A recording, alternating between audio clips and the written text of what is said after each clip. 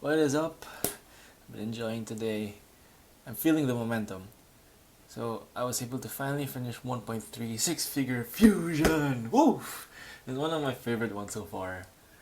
Uh, just want to show you my wall. If I can show it out. So it's got my core desire to be God every minute second. It's got the graph that Charlie says to like remember to remember. It's about the reasonable memory effect. And like the main thing is basically just remind yourselves. And I got the promise here.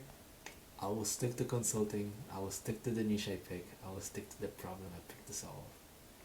And I get to look up at this like every time I get to work or like every time I'm bored while working and I'm like, oh, what do I look at? Oh, wait, these are good reminders.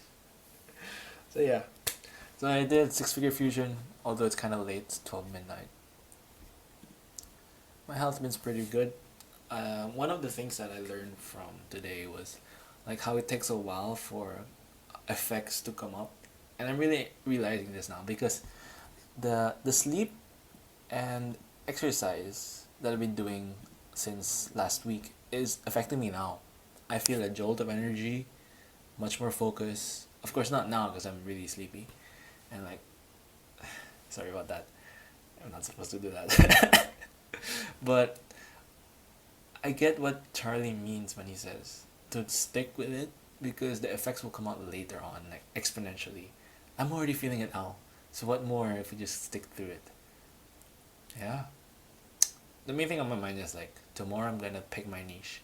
And as someone who has like ministry on the side and has various interests in psychology and relationships, in finance, what niche do I pick? But I prayed to the Lord about it and I just told him, Lord, whatever niche and problem you want me to do, I'll do it. So I'm gonna be doing a lot of praying tomorrow as well, a lot of discerning. Just excited.